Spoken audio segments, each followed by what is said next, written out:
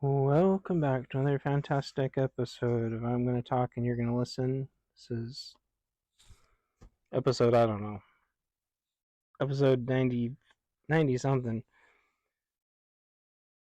Out here with the battle moochers. It's summertime again. Ah, of course. It's summer and that means the HVAC's on. Um, had torrential downpours for a couple days. And, and then it was like 70s. We had kind of like we had like a fake summer where it was like 80s and then it went down to 60s and 70s. Kind of it's been a whole it's been a whole deal. Um, the battle moochers are very upset. The babies are weaning. Again, these aren't my cows. These are the neighbors' cows. I don't have my own cows or horses. I just supervise them. Um, bunker bunker basics is off to a good start. It's number 85. Is that right? I think it's like number 85 in survival and prepping right now, which is an absolutely massive step. Um, Sorry, I'm really tired. I've been working all day, and I have a lot of brain fog. I'm gonna try to get through this. So I want to thank everybody. There's just way too many of you to thank for an amazing first day of um, of Bunker Basics. I was mega stressed out after watching for 9 hours yesterday as I tried to engage engage everybody that I could possibly engage. The metrics didn't update for over 9 hours, and I finally just gave up and went to bed. And then I woke up to being like 85 out of I don't even know. And the problem is, I try not to be salty, but I'm just gonna lay it out there. Um, Survival and prepping, that book genre in on Amazon is so ludicrously full of AI slop and ripped off books and just flat and copies of books. There's like 4 or 5 copies of the SAS manual in the top 100 for like no reason. I don't even know why. That makes no sense. Uh, I've got nothing against the SAS handbook. I don't know why there needs to be 5 copies of it in the top 100. There's also 2 copies of what is effectively the exact same medical handbook. I don't even know why that's a thing. Like, I don't know why Amazon can't condense, at the bare minimum, condense these books and just stop giving them so much real estate in the top 100. It makes breaking into the top 100 almost impossible, to be honest, unless some kind of crazy cultural like zeitgeist happens, like with what happened in North Carolina and with Baofangs and with the great Gorilla's Guide to Baofang book, for example, or the massive civil unrest and the Suburban Guide to civil unrest. Um, besides some things like that, there's not a lot that's gonna get you seen. The algorithm doesn't care about you, and so I was looking through some of the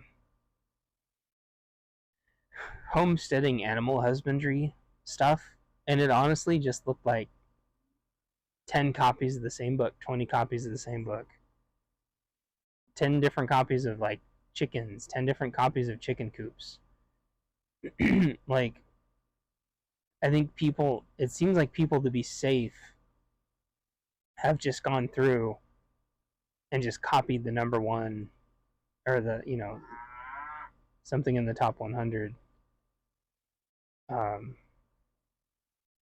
Apologize for the background. Apologize for the HVAC. I was really hoping the HVAC wasn't going to kick on.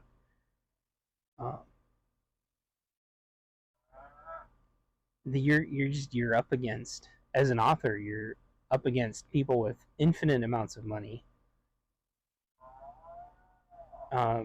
They're not your peers by any sense. Like, you very much feel like an invader in like a space that you're not supposed to be in, because you're an indie,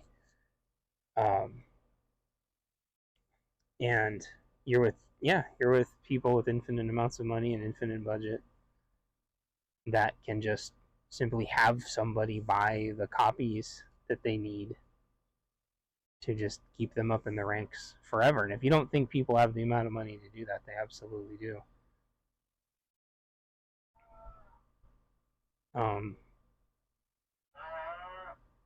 And it's weird to me also. Like, I don't know why.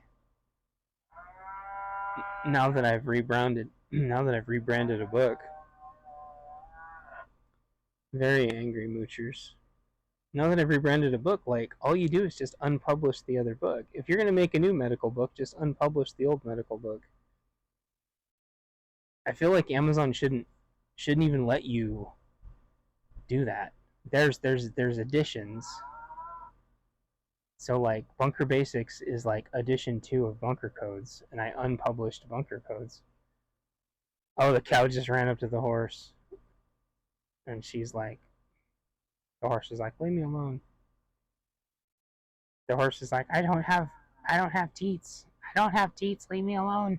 And they're like, give us your teats, horsey. And the horsey's like, I don't have teats. She goes, get your nose away from that. Those aren't teats. Anyway, animal drama. So, like, my question with my friend was like, is there more space in the universe for more like prepper books, more homesteading books? And surprisingly, like, there's very little in terms of like how to actually get going with homesteading, like how to actually get going with prepping. I found one bunker book. I'm seeing more bunker books now all of a sudden. I found one that was like the engineering designs to like actually build one, and all the support structures and stuff. I'm like, that's rad. I could never do that, but that's rad. And then I saw other bunker books that were just like 50-point font that looked like copies and pastes of images of something that like the AI made. Like or they just copied and pasted from some other book in like really shitty JPEG blown up images. And Amazon does like no QA on this stuff at all. And the other thing is, like, in survival and emergency preparedness, there shouldn't be any fictional books. And yet there's a bunch of fictional books. There's also like multiple copies of end of life planning. I don't know what that has to do with survival and emergency preparedness. And it's also weird that, like, why aren't the first aid books in the first aid? I don't know. I guess it makes sense that, like, some of that first aid stuff is in the survival and emergency preparedness, but like, if you're looking for first aid, you're gonna look in first aid, not in survival and emergency preparedness. And they've just kind of like grifted and co-opted that.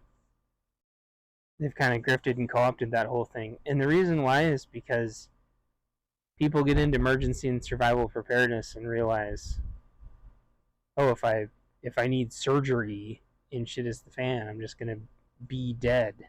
And it's like, yes, yes, you are going to be dead if you need surgery. Unless you have a surgeon in your group, you're gonna be dead. Oh, the wind's really kicking up. And we used to have these arguments all the time. Well, if I need surgery, I'm just gonna be dead if someone in the group doesn't know how to do surgery. It's like, Yes, you are.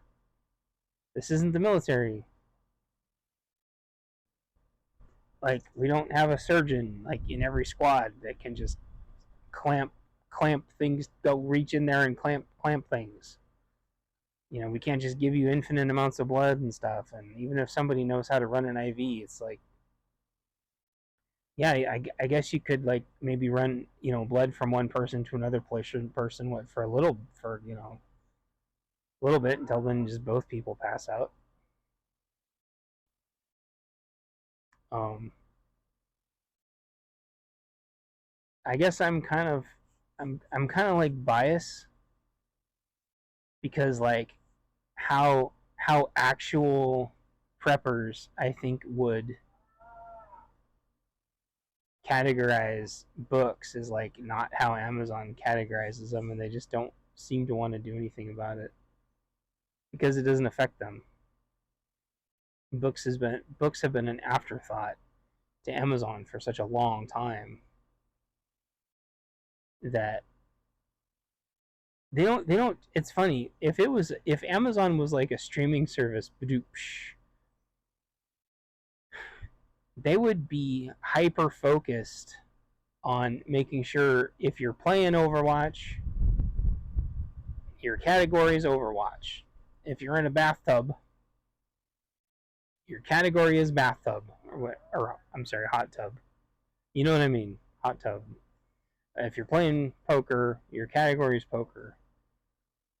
Um, you don't let your hot tub streamers into your Overwatch streams, and you don't let your Overwatch streamers into your hot tub streamers. You keep everything categorized. You keep everything organized.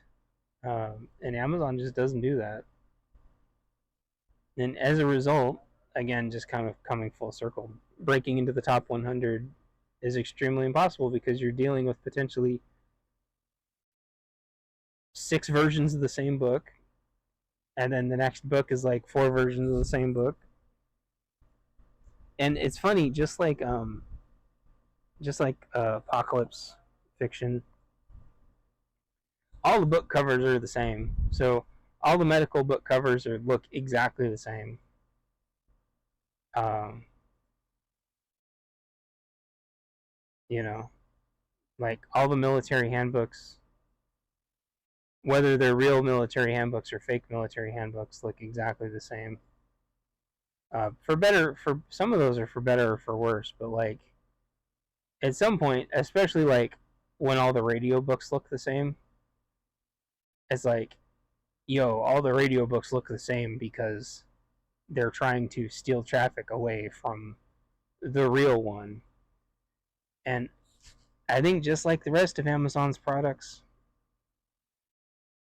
the fact that you have no way of figuring out which medical book was the first one, which medical book is the real one, which medical books are the Chinese copies.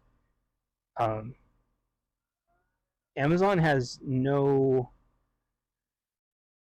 reporting function for like counterfeit books.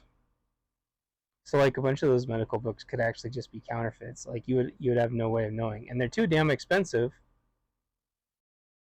Um, you know,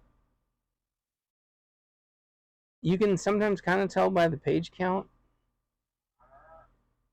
but I think if I was like a bajillionaire with like infinite amounts of time, I've actually thought about this a lot, like buying buying every book in the top 100 and reviewing the top 100, because legit, like 2 of them now are like 2 different copies of the exact same end of life planning.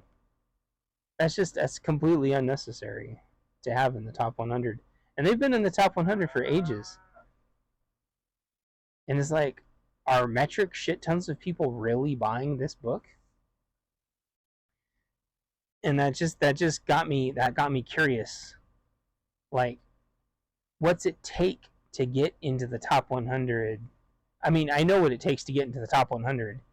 You have to sell between like 20 and 50 books in an extremely, extremely tight window,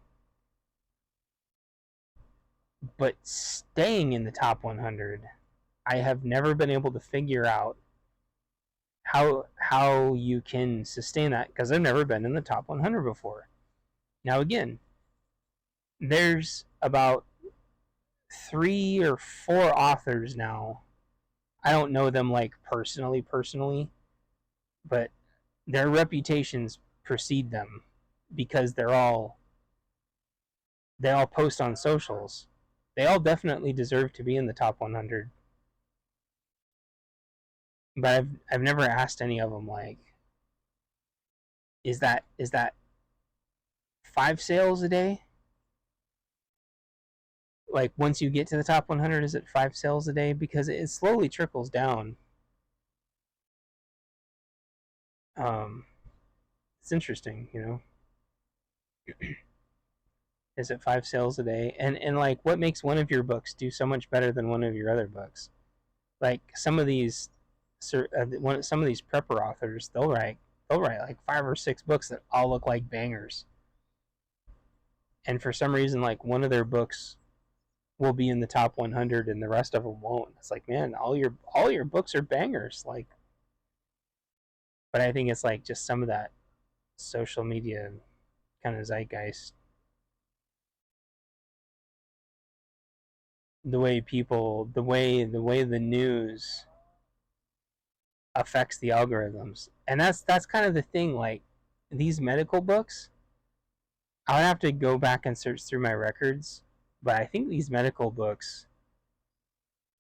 had like a fake viral marketing campaign that lasted like months and months and months and months and months.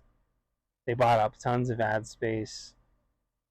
They had a bunch of fake images of people who didn't really support their books, and they made a bunch of like fake ads and just threw them everywhere. And I don't quote me on this. I think that's the book. It's either that book or it's a different book with exactly the same cover, which is blah, blah, blah. There's a big jet way up there.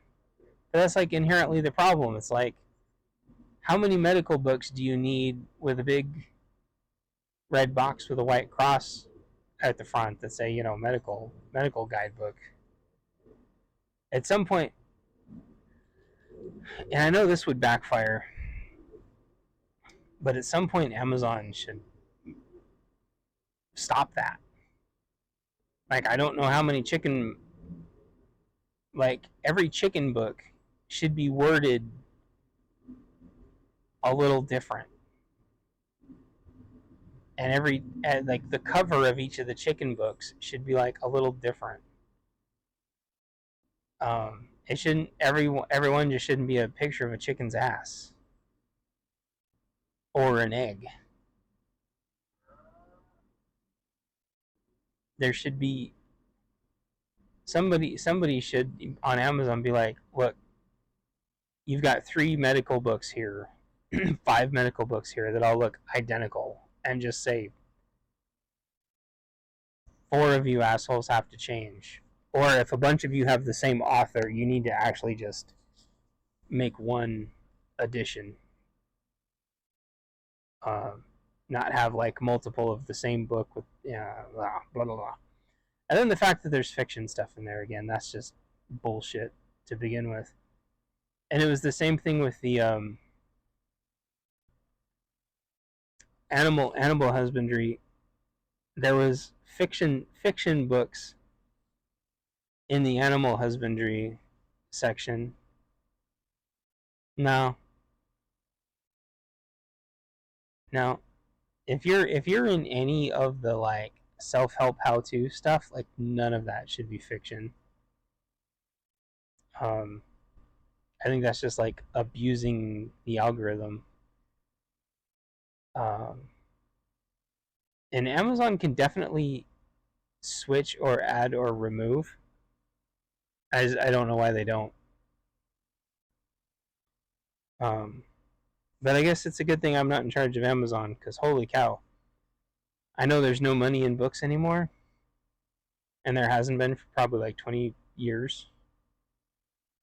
But I would go in there and I'd be like, all right, listen up, bitches.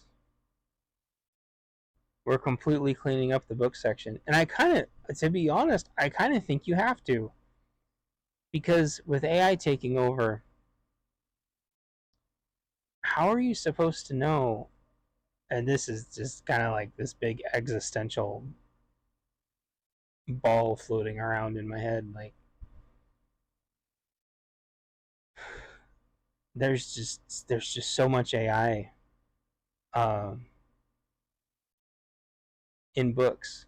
And so I noticed like in chats, what a lot of people are saying is they're saying get old books, get old books, get old books, and I think that's like 100%, 100%. And so when I rebranded Bunker Codes, I made sure and I put my original date, August 2022, on there because that was pre AI, and I have a feeling there's going to be a massive backlash against AI books. And to be honest, I was really concerned about my cover, about the new cover, because even though the old cover obviously wasn't AI, the overwhelming feedback is that the cover wasn't newbie friendly.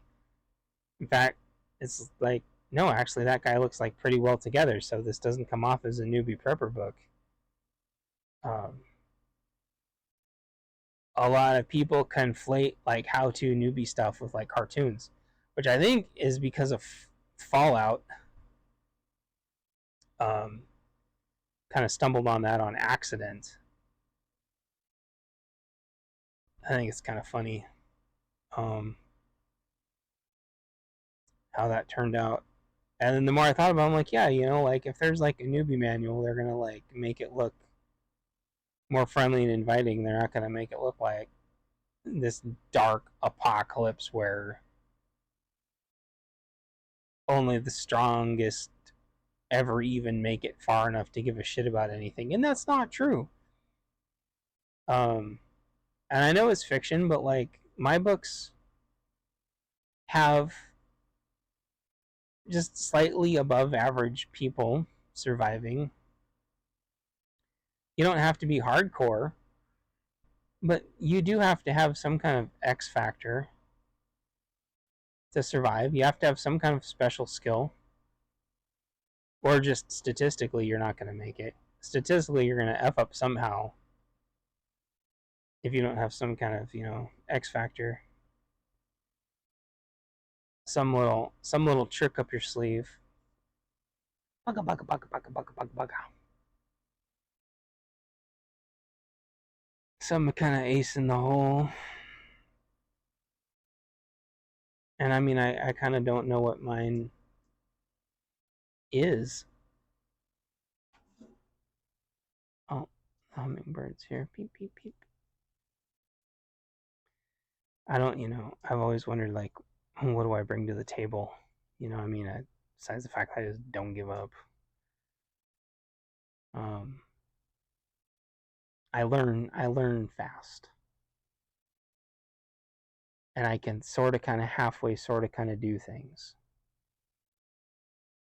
And I do things like a little bit better than okay once I loosely figure them out. And even though it kind of ends up being polishing a turd, like I made a planter box and it turned out pretty decent. If I'd had better supplies and better tools, I could have done it better, but like it actually turned out okay. Um, I've put in some fencing by myself. Uh, you know, I didn't tar the bottoms of the poles like I should have. You know, um, and we have some different treatment we can put on the rest of the poles, so it's like it's not ideal, it's suboptimal, but like I've put in T-posts and stuff, and I've put up fencing, and I kind of loosely sort of kind of get it. Um, I'm getting fairly good at planting trees. Like, you don't have to be perfect. You have to be somewhere between all of the trendy little stupid shortcuts and being like a master. And I always kind of feel like that's what I'm striving for. I'm like, I want to get to be just a little bit better than good enough to where I can sort of kind of train people and to kind of get everybody to just a little, just a little bit better than, good enough. Because I feel like if you can get there and somebody else kind of lucks out, you'll still be like just a little bit ahead of them. But then if somebody comes around that's good at like the one thing, they're going to run circles around you, then your adaptability and ability to learn fast is going to hopefully get you where you need to go. So you can adapt. Like if flight rate, like if you start relying on flight radar and flight radar shuts off, for example, just like they've had to do with fiber optic drones. Speaking of which, I need to go in my book, and I think I covered fiber optic. Yeah, I covered fiber optic drones, and that kind of brings me to my main topic: how bunker basics, besides the formatting and everything, how bunker basics has really changed. And not only has a lot of it evolved and grown through just me learning things, being on a homestead for 2 years now. Is this my second year? Yes, this is the second year. Second full year. But like technology's changed. Technology has changed dramatically. Digital radios have been out for a long time, but AES 256 encrypted radios have become insanely prolific in the last year. Drones, which used to only be like one DJI and it was $5,000 or something. Now you can get a Neo for a couple hundred, or you can get those. Oh man, I can't remember what they call the teeny tiny ones. You get these ones that are like the size of the palm of your hand and race them around like little banshees. Whips are they called? I can't remember what they call the teeny tiny ones. These little micros. But even a year ago, drones were either for like enthusiast like racers or like mega rich. Oh, yeah. HVAC is really struggling to keep up today already, and it's really muggy out. It's super muggy and super overcast. Anyway, um,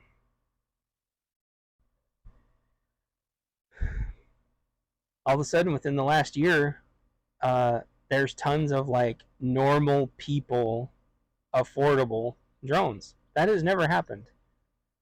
There is normal people affordable AES 256 encrypted radios. That's insane. That's never happened before. Ever. You used to have to buy encrypted radios from like defunct security operations and stuff. And then you used to have to send them there every time you wanted them re-encrypted. And you had to pay them to where you were officially legal to be officially part of their security team to be able to run your radios and stuff. That's how like insane and back asswards that used to be. All the ham fuddery aside, I'm a big proponent of encryption. I think everyone should be able to encrypt anything. I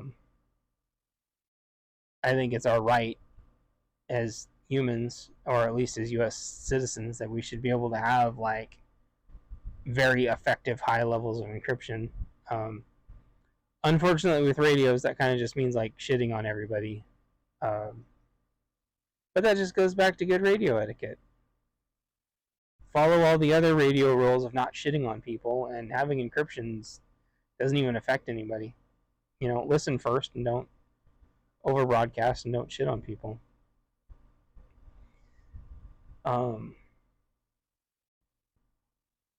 Drones, radios, batteries haven't changed fundamentally, but within the last 2 years they've completely switched off lithium ion, and everything's lithium ion now, and they're working on salt batteries, and they're working on semi-solid batteries. Batteries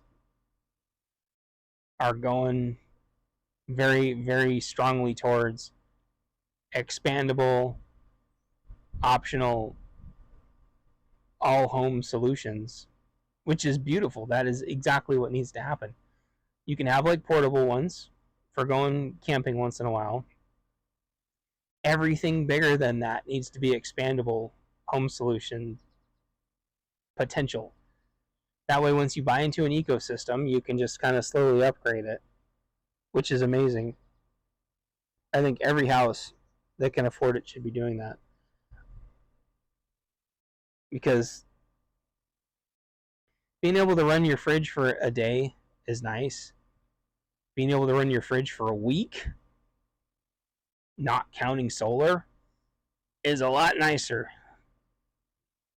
Not having to worry about that. Being able to run some 240 stuff, even nicer. And a lot of these newer ones are able to run native 240 without having to do split phase gymnastics, which means you can run a well off of a single head unit instead of having to run split phase with 2 head units to be able to run your well pumps and stuff. That's insane. That happened in a very short period of time. I think all the battery manufacturers realized nobody wants to run like 2 head units for 240. Even though it kind of makes sense, but like a lot of their battery management systems didn't run it worth shit anyway. They fixed a lot of that really fast.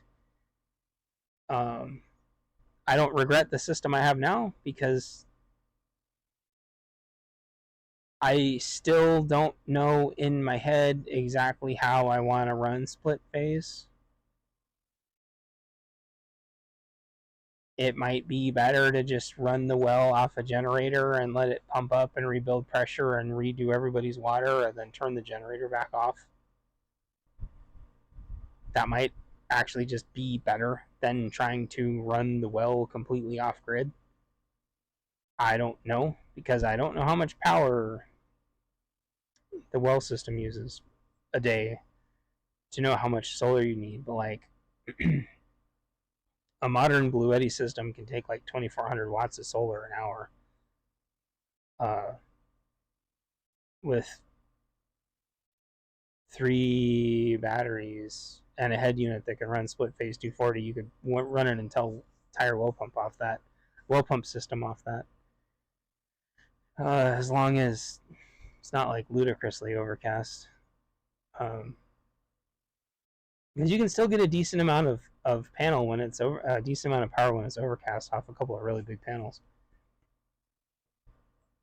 And with the new panels being up to like 34-35% efficiency with the bifacial solar panels,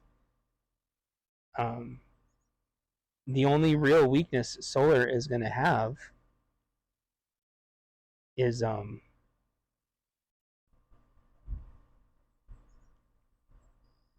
not being robust enough to survive hailstorms.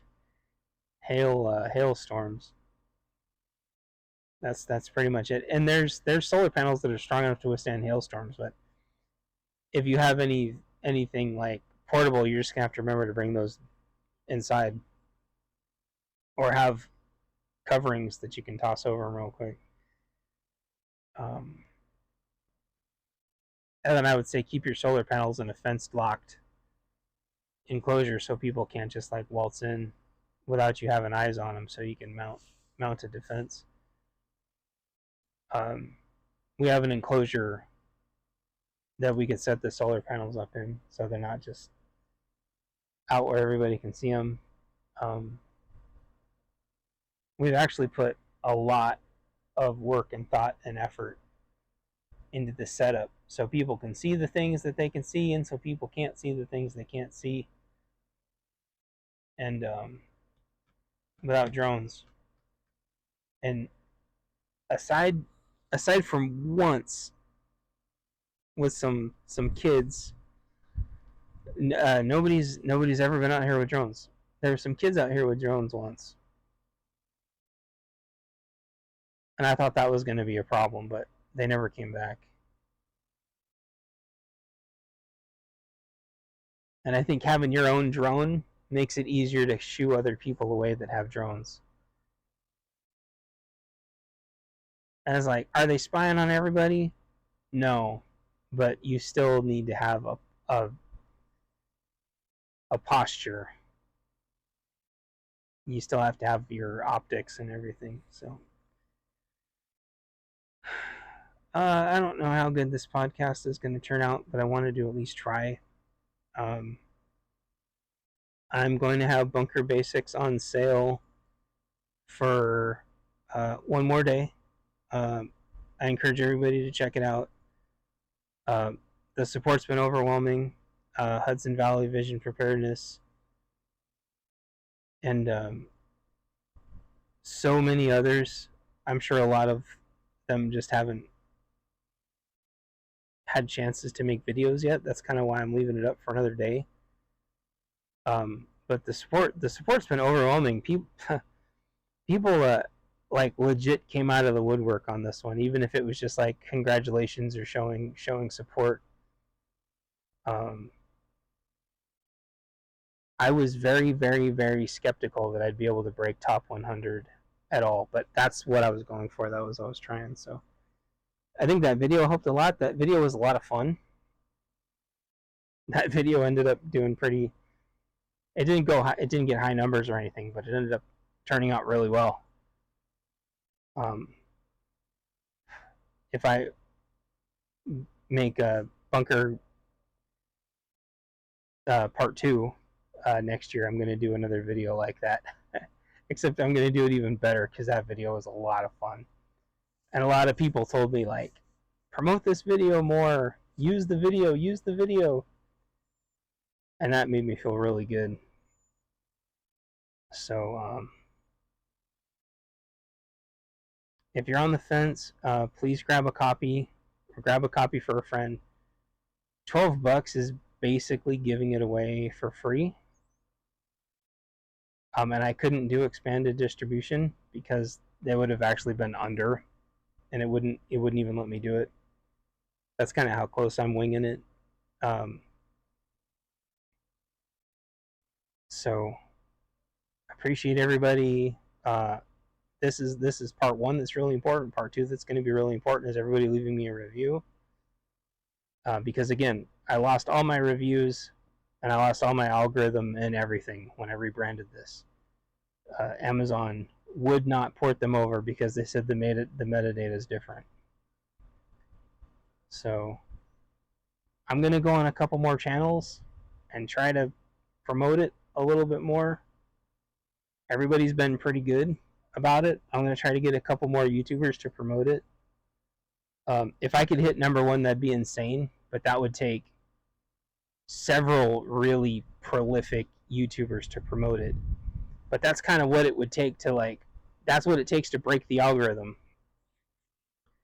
That's what it takes to break through the fact that everybody's got a giant moat.